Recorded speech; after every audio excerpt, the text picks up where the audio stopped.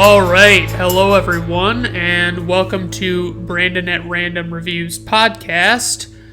I am Brandon Griffiths, and I am trying this out for the first time today, so please bear with me if there are any technical difficulties or gaps in content. Thank you. So I want to talk about something I was thinking about yesterday. So my dad was telling me about this movie he thought I should review or just check out, which is called Taking Chance with Kevin Bacon. Apparently it was like a TV movie, and it was I had never heard it. It's from like 10 plus years ago. I had never heard of it.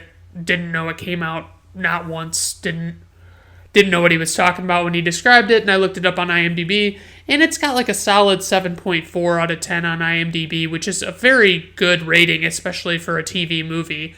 So I started thinking about it, and like, you know, the movie's on HBO Max, and I'm the type of guy who's prone to just check these sort of things out, you know? I mean, I'm usually looking for a good movie to check out, and it's a lot, you know, it's nice when somebody suggests stuff to me.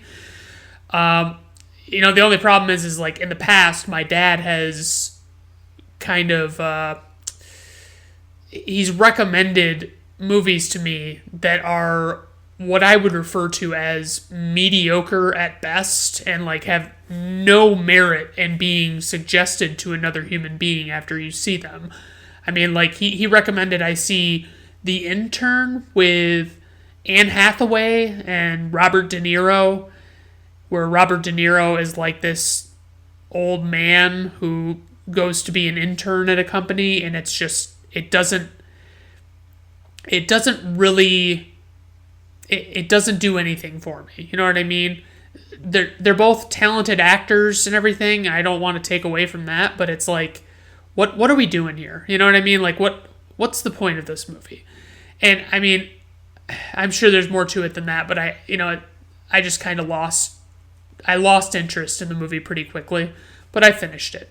So what I want to talk about is how I've come to this conclusion that, you know, like I'll write my reviews, I'll do my, you know, my short little, you know, 5-6 paragraph reviews where I'll talk about a movie I just watched, and I'll give a rating, and I'll tell you if it's available on streaming or whatever. So, but the problem is I will not directly suggest movies to anybody anymore, movies or TV shows. I found it too frustrating in the past to like go, you know, it's like I would talk about, you know, like, oh, you know, you really should check out this movie. And, you know, it was difficult because it was a movie that I thought this friend or family member would really enjoy. And they didn't watch it, right? And so that would be like the drawback, because it's like, I'd say, check this movie out, you know, you'll really like it. I think it's right up your alley. And they'll say, okay, you know, they kind of have this dismissive way about them. And then it's like, they don't watch it. And then they like want to talk to you about these other movies that they watched that were terrible movies and just had no business being watched by anybody. You know, like they shouldn't even have had an inclination to watch them at all. And then it's like you kind of get like, it's like a little irksome. It's like you get a little annoyed by them because they want to make, you know, their own choices, and that's fine, but it's like you can't throw my suggestion a bone real quick. You know, you can't just chat about, you know, or chat about it with me after you've seen it and let me know what you thought. I mean, is it really that bad that you don't want to watch it? And that's where I just kind of came to my conclusion. I'm like, yeah, you know what? I'm not doing this anymore. I'm not suggesting movies to people. I'm not telling people that they are, you know, that they need to see something. It's just kind of like, if they come to me asking for a suggestion, I will, you know, I will give them recommendations, but I will not unsolicited give them recommendations at all. It just it hurts too much. So I mean, I'm kind of at wit's end, like with that. So I've kind of enacted that policy of like, okay, no more recommendations. We're not doing this anymore. I'm just going to review my movies. I'm going to talk about them. If somebody, if I say I saw a movie and somebody asks me about it, I'll tell them what I felt about it. But I'm not going there anymore. I'm done with it. So speaking of movies, which is the topic of this podcast, so that's a terrible segue, but the movie Top Gun Maverick premiered this weekend, Memorial Day weekend release, featuring, of course, Tom Cruise. It's, a sequel that is, 35 years in the making, 37, 30 something. Yeah. Anyway, it's a very big gap between original and sequel. And what's funny is it's like, it's partially my Tom Cruise thing. I'm not a big Tom Cruise fan. I don't generally like his acting style or his way about him on camera. Not a fan. I just don't have any inclination to see this movie at all. At all. And like, I see previews for it and I see that it's performing well at the box office. And I think to myself, what are we doing here? Why are we, Tom Cruise, he legitimately does have movies like Jack Reacher, the first one. I never saw the second one. I heard it was terrible. And Edge of Tomorrow, Live, Die, Repeat, or whatever you want to call it. He has good movies, a lot of the Mission Impossible movies are really good movies. Granted, I will say, despite them being good movies, I think they would be great movies if somebody other than Tom Cruise was portraying the character, but that's neither here nor there. I try so hard with Tom Cruise, and it's just, he does a lot of annoying stuff, and I can't wrap my head around it. And so I see that, Top Gun Maverick had the highest opening gross, for Tom Cruise's entire career this weekend, which is congratulations, that's great, I just don't, it doesn't get me there, it doesn't make me want to see it anymore, and it doesn't do much for me to see it.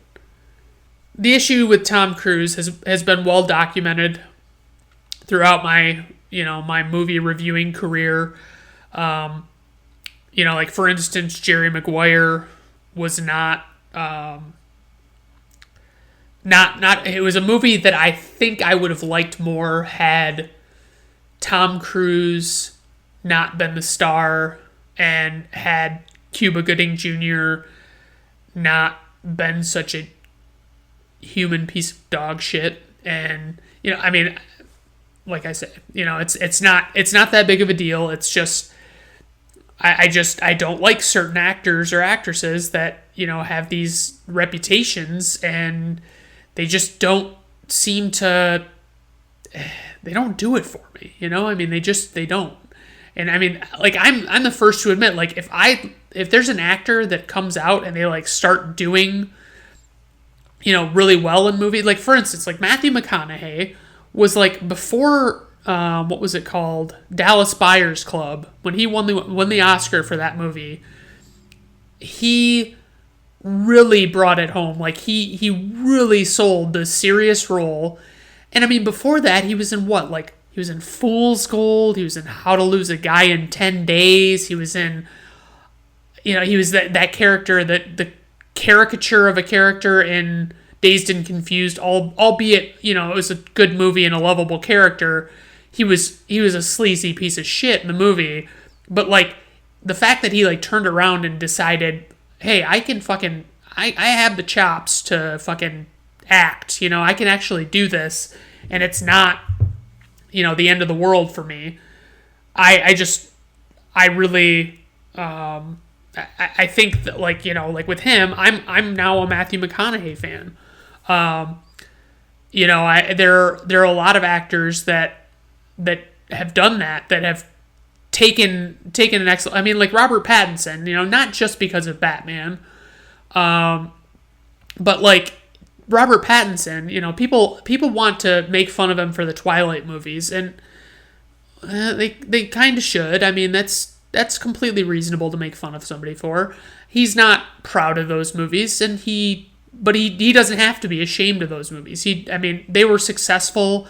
If you're a young actor and you don't have any experience, and somebody agrees to make you the star of their vampire franchise for teens that is going to make millions and billions of dollars, then like who are you to turn them down? You know what I mean? If it's going to get you exposure, and like look at like he's pivoted so hard from that role in those Twilight movies to actually be a solid actor in many other movies that are like I think what's the one it's called? I think Good Times he was good in it. The movie itself kind of fell short for me. It didn't really feel like there was much substance there.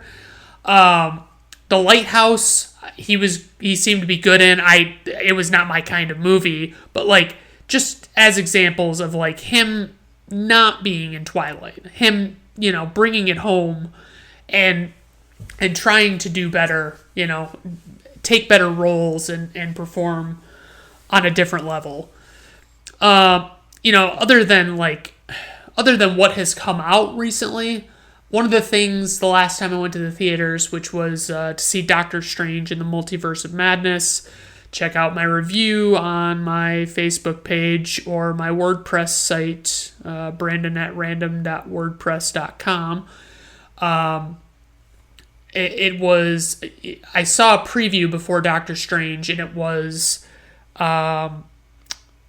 for a movie that I had heard about that was coming out that was going to be the sequel to the Avatar movie from, the James Cameron one from, the early mid 2000s, whatever. I hate referring to anything in the post 90s world because nobody knows it's like if I say it was in the 2000s, are you taking that to mean it was in from 2000 until 2022, or are you talking it was in the first decade of the 2000s? I mean, it doesn't make any sense. So you take this and you go, okay. I mean, it took me well over 10 years to finally sit down and watch that first Avatar movie. And, it's like my cousins were telling me I really had to see it. They really loved it and all this stuff. And I was like, okay, whatever. It's been, it's a popular movie, and I'm one of those people that it's like if a lot of people talk about a movie or like tell me that it's good or I see it referenced somewhere, I really want to check it out and I want to get it in my mind, like what is this movie? Is this actually a good movie? Does it merit being referenced or praised by people outside of outside of a theater? I mean, I don't know, but like Avatar, for me, it was just like it wasn't that great. Like it was decent. It was an all right movie. It was super expensive, and like you could see that because like for the era in which this movie came out, I want to say, and don't quote me on this, I want to say it was like 2006 maybe that it came out, and it was. I think they said it was like a $300 million movie or something like that. And it was like by far the most expensive movie that they had ever made to that point. And it was like so much CGI, you couldn't even fucking handle it, But I mean, like, the story is pretty basic. Like, basically these people are going to go in, this like military group, I guess. I can't, don't quote me on this stuff. I can't remember the exact plot of the movie, but like, basically, like, they're like, this group is going to infiltrate this this other group of beings, by imitating them, and making themselves look like them, and then like using that to infiltrate and like use whatever resources they have that are in high demand. There's a love story, and there's but there's like not many. I think like maybe Sigourney Weaver is in it and Zoe Saldana is in it, but I don't remember anybody else being in that movie. I mean, I'd have to actually look. But I mean, long story short is, I don't give a shit about Avatar. I guess I didn't realize that like this was a thing people were wanting, Yeah, Sam Worthington is in it, and Michelle Rodriguez, okay, I know her, but like Sam Worthington, if you put a gun to my head and asked me to like picture him in my brain, I would, you'd have to shoot me. Like, I mean, that would be impossible for me to do. I know the name, but I wouldn't recognize him as a human being if I just saw him out of nowhere. This gets me thinking, okay, so back in the day, there were, you remember, like, back when it was, like, a huge deal that, like, Kazaa was out, or, like, Napster, or LimeWire, any of these, like, it was always music downloading services, because, like, you wouldn't dream of downloading a video from these fucking things, you know what I mean? It was just, like, that was gonna bog down your computer for a decade if you tried to download a movie or a TV show. And so it was mostly music, that was how a lot of people got them. They would download the music, and then they would save the files to their computer, and then they could burn them to a CD. And that was when, like, literally every household seemed like they had one of those spindles of the CDRs in their home office or whatever. Like, they didn't really have any other way to get music, especially like individual tracks. Like, are you kidding? You couldn't even do it. You had to buy a whole CD, and then you find out that, oh, guess what? Headstrong is the only song Trapped really has going for them, and they're not going to go anywhere from here. Sorry. Hate to break it to you. But, like, like with that, there's obviously, like, the ethical dilemma of that. Like, if you have enough of a conscience, you're looking at music you want to download, and it's like, the music is like, I mean, it could be anybody's music. It could be, it could be an indie artist. It could be a major label artist. It could be anything on these, those illegal sites, those programs. But, like, if you look at it, they're not, like, you're not giving them any money. You know what I mean? There's no revenue for them to be had. And, that was why, like, one of the more popular bands that spoke out against these services was Metallica. And it was like Lars Ulrich, different people from different aspects of the music industry were not openly not in favor of these things. And it's like, I can't really fight them on it. It's not like they don't have a valid point. You know what I mean? If you want to listen to somebody's music, yeah, you should pay for their music. You should legitimately be getting their music and making it a point to pay, because that revenue is going to them. So my point here is, when I buy when I buy a Blu-ray or a DVD, if it's if it's not too encrypted, if it's within my means, I will save that movie to my computer literally, legitimately as a backup, okay? So, like, if anything ever happens where, if something gets damaged, I still have a copy of a movie that I want to, if I want to watch it, I still can, and I have every right to.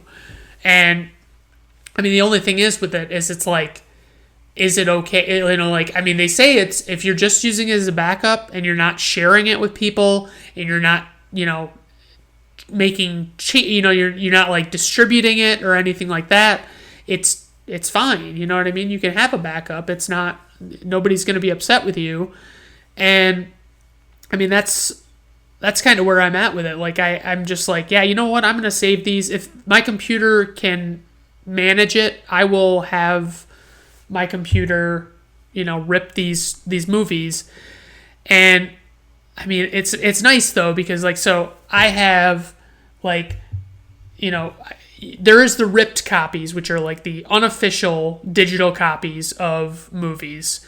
And then you have the digital purchased movies that are, as, like they're actually legally, like unquestionably legal, and they are, exactly what you want them to be. Like, I mean, they're great quality. They're accessible from anywhere. You can download them to listen to when you don't have to watch when you don't have an internet connection. You can also, make it a point to collect all of these movies, and then like it gets to a point where it's like, yeah, you've amassed quite a selection, and like a lot of the Blu-rays and DVDs these days, they come with a digital copy. Like I remember when that first started happening, I was like, I mean, I'll redeem this, but what the fuck do I give a shit about having a digital copy? Why don't I just put the Blu-ray in? And, I mean, before very long, it became like, oh, shit, I really do want a digital copy, and it's really nice to be able to have those. And, like, what's awesome is people also don't, like, I've had friends in the past that have, like, bought physical copies of movies, and they're like, hey, do you use these digital copies? Because I don't, and, like, if you want mine, I will give it to you. And I'm like, fuck yeah, I'll fucking take your, like, and to me, that's not morally reprehensible to take that digital copy from them. I mean, it's probably not what the studios would want you to do if truth be told, but like, it's so good that like, you can have those kinds of trade-offs where it's like, yeah, I've got a physical copy of this movie and it's, giving me a free digital copy, but I have no desire to own that digital copy at all, So, I mean, I've amassed a bigger digital collection of movies than I have ever had physically in my life. Like, I think I have somewhere between like 650 and 700 digital movies, and these span all over the place. The only frustration I have are the movies that are like, because of like, studio rights or contracts that were written and are out of date with like streaming services. You can't, like, there's like, perfect example for me, Young Frankenstein, one of my favorite comedies of all time, is not available on digital purchase. So like, sometimes you'll see it on like a streaming service, and that's great, but like, you can't actually buy it to keep when it's on when it's on a streaming service like that. Like, they don't have the rights to it. And it's the same way with like Dogma And there's a bunch of them. I'd like to just sit and list them all day long, but like it's not necessary. So, yeah. So I mean, like I've really hooked or latched on to the old digital movie phenomenon. It's been so great being able to like I can say like it used to be when I was going on a long trip and I wanted to watch movies in the car.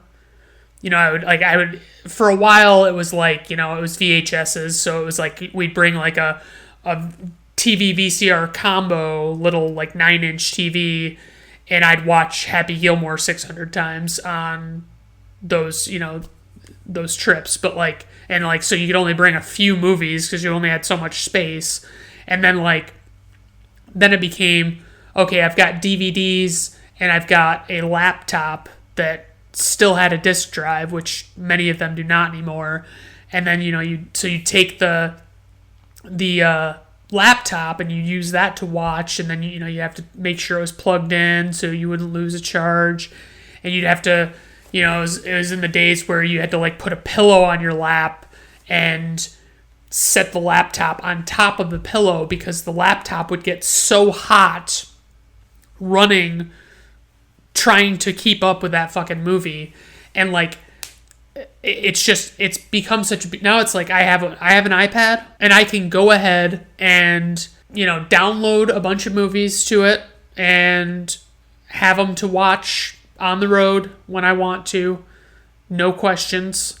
And it's beautiful. It's a beautiful thing. I can go on vacation, and it's like if I want to watch something at night before I go to bed, it's on my iPad, and I can fit dozens of movies depending on the quality I choose. That's the other thing is if you go like standard def, you can fit like 20-30 movies, and that's wonderful. I mean, your iPad is typically only like capable of HD, so it's like you're on such a small screen, who gives a flying shit about HD? But like I also have bad vision, so like for me to get hung up on HD would be completely ridiculous. So yeah, I mean I've gotten into that.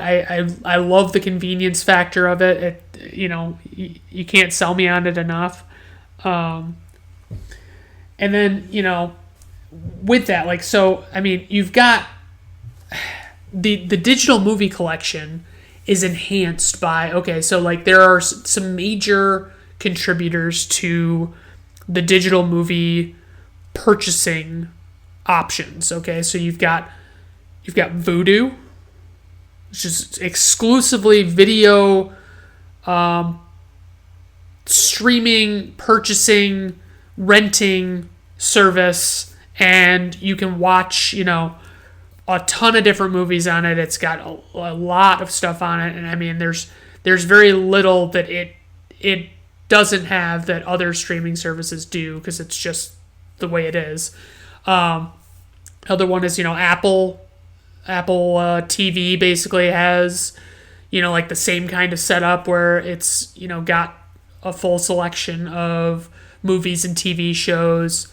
Amazon Prime Video, like not I should say Amazon Video or Amazon Instant Video. Boy, it's hard to talk about Amazon stuff and like be clear on what you're talking about. So the not free Amazon Video where you have to buy the movies individually, it's just like any of the other ones where it's like you can buy a ton of movies, you can buy a ton of TV shows. And I will say that like depending on the like movie wise, it's not a huge leap, but like TV wise, it can kind of suck to like if you download on the wrong or if you buy on the wrong service for TV, you're kind of hosed. But like the reason why you're not really hosed on movies is if I buy, let's say I find a movie that is on sale for $4.99 on Amazon, right? And it's $9.99 on all the other streaming or all the other video services, and if you have which is free, you have Movies Anywhere is a service that connects all of these movie services, these video services together, but it's only for the movies. It doesn't include TV shows. The movie services, it connects them. So if I buy it on Apple, but I don't really like watching it on the Apple app, it will also show up in my library for Vudu and Amazon and, wherever else that I have an account linked.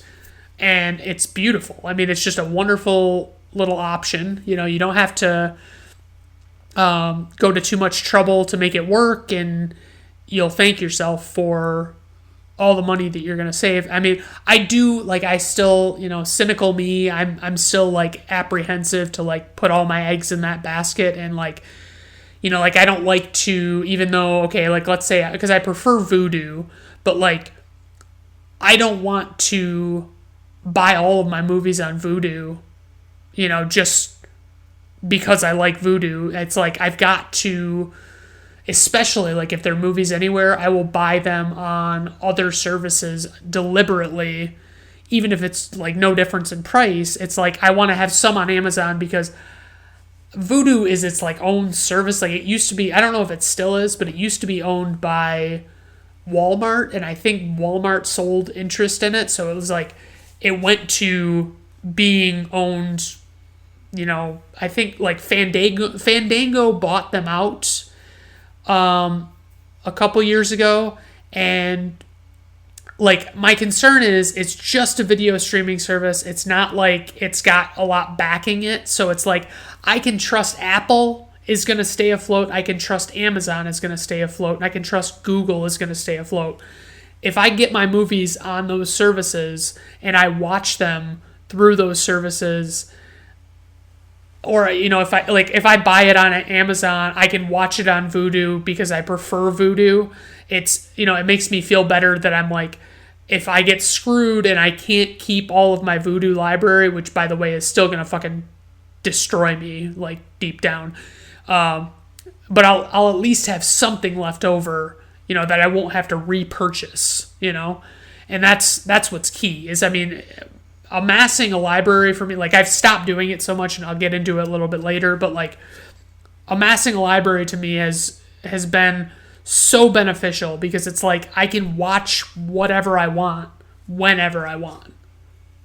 Okay, so on Vudu, I have some selections. I'll cover a couple of them today, but there's there you have lists on Vudu now. They didn't used to have those, but you would you can basically make playlists of movies, or whatever, and and you can just put it all okay, these are all fall movies, or these are Christmas movies, or these are Batman movies, or whatever, and you can just make an entire subsection of your library that it's highlighting okay, hey, I've got all of my all of this certain type of movie in this one location, and it's fantastic. So I have one that is called my all-time favorites, okay? And right now I have it in alphabetical order. So I won't go too crazy talking about Batman because I always have way too much to say about Batman.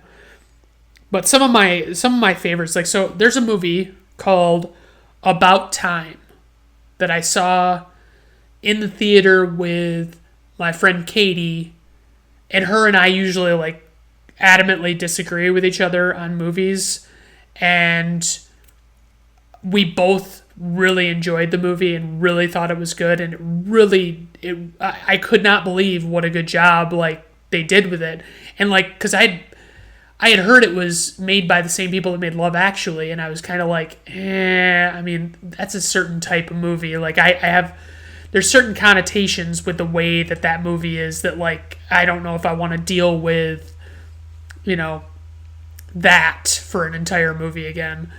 And it turns out it's just a standard movie, but it's it's got a little bit of a a fantasy type aspect to it. It doesn't, it's not entirely grounded in reality, but it feels like it is. It's like basically this guy can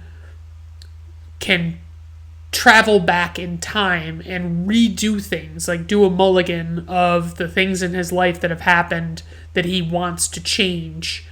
And obviously there's pluses and minuses to that, but it is a phenomenal movie. It's like a romantic comedy basically. It has its serious moments, some sad moments, but overall it's a very it's a nice lighthearted movie where you really want to immerse yourself in what's happening. I really love it. But maybe I'll only talk about one per ep, because I don't really want to talk about 7 different fucking all-time favorite movies. It'll just kind of wipe me out. So what I was saying about amassing a movie library is, I had been with reckless abandon just been collecting all of these different movies, any movie that and it was bad enough that I didn't have the self-control to tell myself, Brandon, you have not seen this movie. You don't need to own this just because it's on sale. It doesn't need to be purchased right now.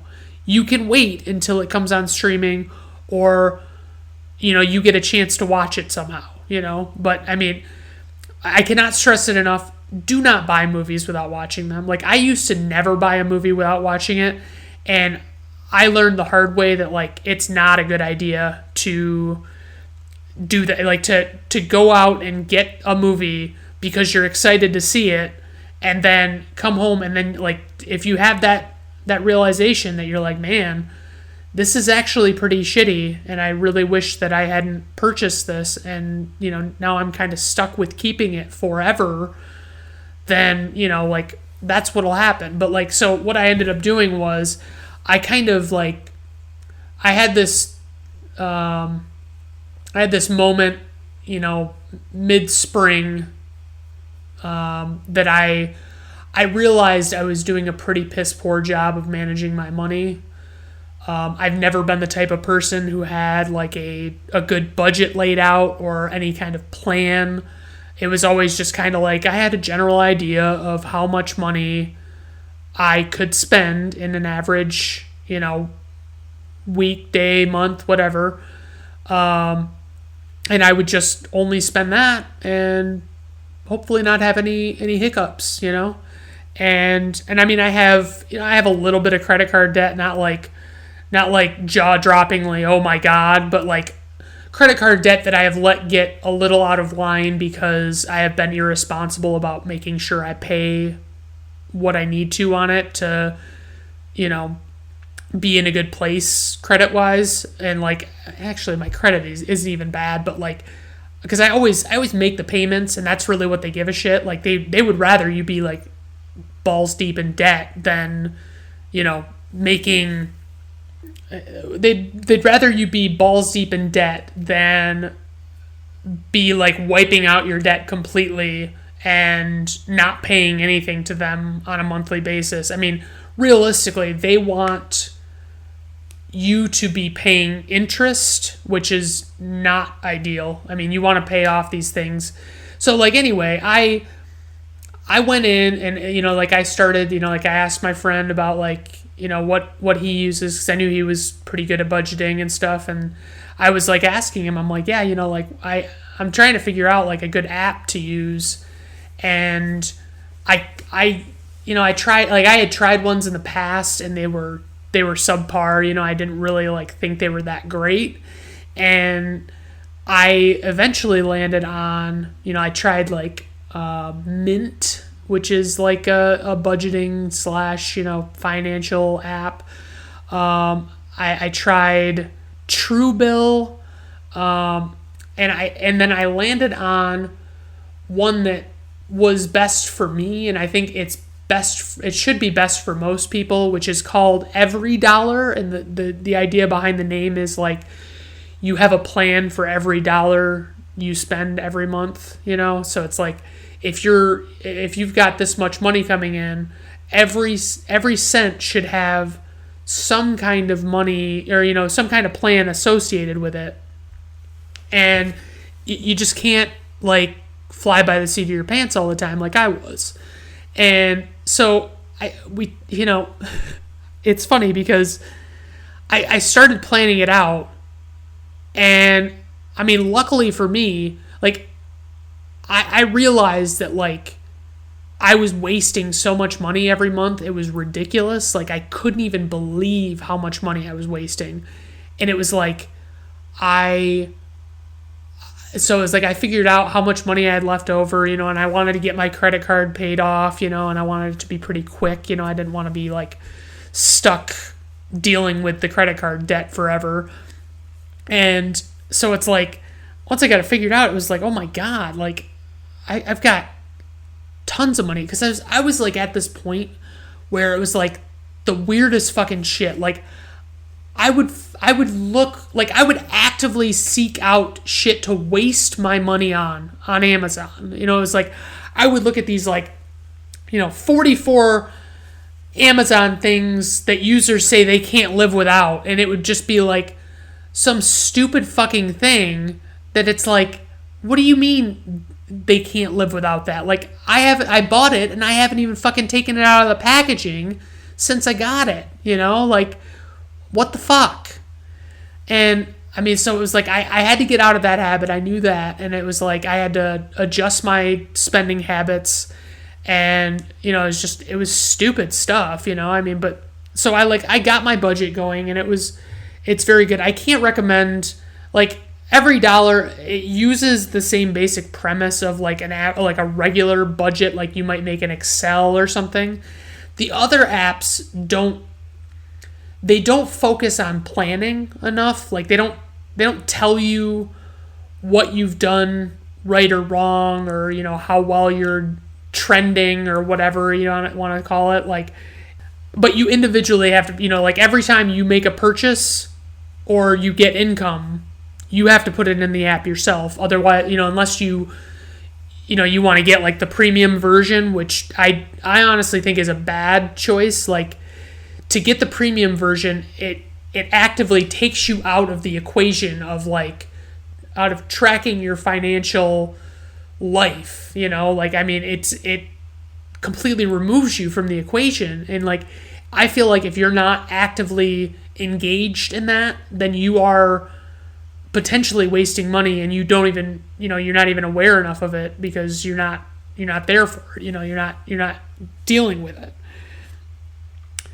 So I would say, but I mean, obviously, with budgeting, I can only be, have tight purse strings for so much. Some things, you just got to spend money on. Like, I bought the Batman on Blu-ray, and it came with the DVD and the digital copy, which I was happy with because I was going to buy it digitally if I didn't get the digital copy anyway. And it was just, I mean, I haven't watched it since I got it. I saw it twice in theaters, but I'm not trying to be one of those people that like is convinced that they need to see a movie just because they like it like 6 times. Like people were telling me they'd see me in my Batman hat and they'd say, oh man, I saw the Batman 6 times in theaters. And I'm like, awesome, man. That's great. Like, what'd you do that for? Like, I mean, for me, like, I saw The Dark Knight 3 times in theaters. I saw it opening night, like Thursday night, in the regular theater. I saw it the following day in IMAX, and then I saw it again with my mom, I think, which is one of those situations where it really pissed me off because I told her it was really good and she would really like it. and it took somebody at work telling her that it was a good movie, because she, like, I can get it, like, my love of Batman could probably cloud my judgment. I realize that, but, like, it's just, it's the principle of it all. And so I don't see anything wrong with, like, setting aside, like, especially, like, for me, it's the Batman. I'm not waiting until it goes on sale. I'm not doing any of that shit. I'm fucking buying it right out of the gate, and I'm going to buy it at full price, and it's, it is what it is. And I didn't buy it the first day it released on video, but I did buy it, like, within a couple of days, because I knew I wasn't going to watch it before the end of the week, because, it was 3 hours, and I'm an old man, and I only stay up until, like, 7 o'clock at night, but that's neither here nor there. Now, back to movies, okay? So, if you take all of the, my all-time favorites, and, there's quite a few of them. There's roughly, like, 46 is how many there are. And I adore those movies. I could probably watch them almost any time. But then there are movies that I have in a list called Never Again. And it's not even necessarily bad movies. It's just movies that I don't feel the need to ever endure again, because they were just such an unpleasant thing to sit down and watch. And some of them do suck. I mean, don't get me wrong. So there's a movie that I had wanted to see for a while. It was it's by director Frank Capra, who made It's a Wonderful Life. And a lot of his movies, like you could see where, like, his career kind of, like, started to go downhill, and he didn't, he wasn't making the same great movies he once was. But, like, I always look up on IMDb to find out how good or bad a movie is. And, I come across this movie that's on sale on Vudu that is $4.99, and it has Cary Grant, who I like. No one else that I'm a major fan of. I mean, Peter Lorre's in it, but, like, he's a fucking creepy weirdo, so I'm, I can take him or leave him. But it's called Arsenic and Old Lace. And, I'm always a little iffy on movies that are, like, that are from the era this movie's in, like the 40s, or, like, yeah, I mean, like, the 40s, basically the black and white era. If it's a comedy that is not like Charlie Chaplin or Groucho Marx or Buster Keaton or, some of those, like, comedy, household names from that era, which, I mean, Charlie Chaplin would be older than the 40s, but, like, the black and white era in general. It's like, if I watch a movie from that era and it's trying to be a legitimate comedy, I can't fucking stand it. Like, it's horrible. Like, I can't say it enough. Like, they had not quite figured out what they were doing with comedy in a lot of movies. Like, they would leave it to where it was like, they're making these stupid jokes, and it's like, oh God, get the fuck out of here. That doesn't even merit a slight snicker, like, let alone, like, actually openly laughing about something. So it's like, I just tried to avoid comedies. Well, Arsenic and Old Lace was listed as, like, a crime thriller type on IMDb. And so I thought to myself, you know what? It's rated 7.9 out of 10, which is a very high rating. It's got Cary Grant. It's directed by Frank Capra. Let's do this. You know what I mean? There's no way I don't like this movie. And holy shit, it is I guess it is listed as comedy, crime, thriller, but it is horrible. Like it's like a dark comedy, which I'm even more not a fan of, and it's like, what are we doing with this? Like, what the fuck is this movie? Like, it is one of the few movies that I got like 30 to 45 minutes into, and I shut it off. I was done with it. I'm not covering this shit anymore. I'm good. So, I mean, I won't ever watch that one again, and I doubt I'll pick up where I left off and, watch the rest of it. So I'd like to talk about some. So I texted my friend Lance the other day, and I told him, "Hey man, if at some point this summer, I'd like to do some things. I'd like to go to the batting cages. I'd like to go disc golfing. I'd like to go to a baseball game, like a Lugnuts game or a Tigers game, whichever. And just and play hoops. Play a little basketball and like actually have a good time. It would be."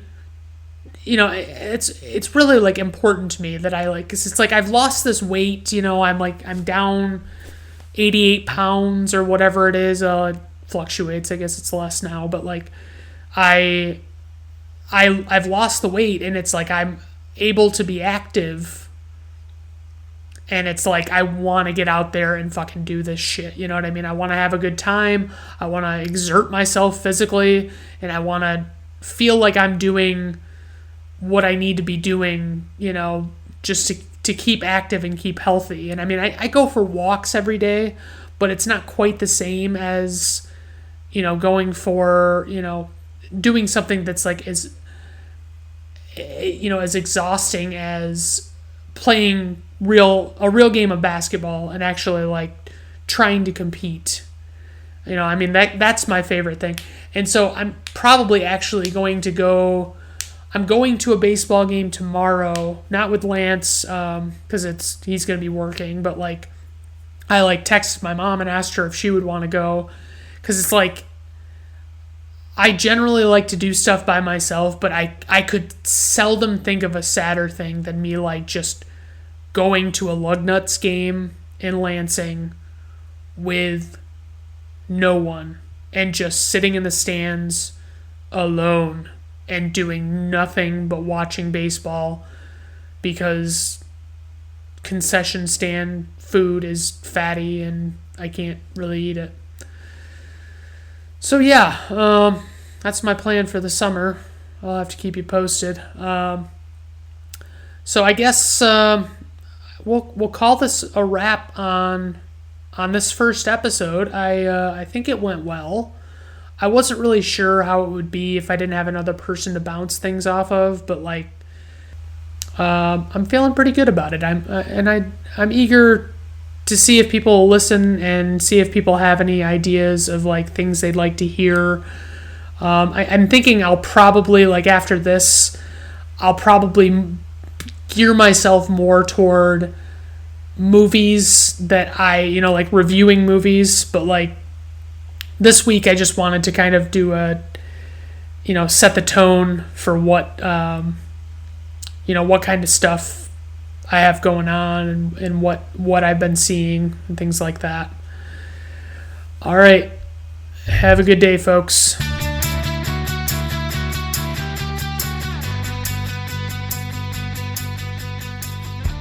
Brandon at Random Reviews is performed, written, directed, produced, and edited by Brandon Griffiths. Theme music is performed by Augusto Diniz from Fiverr.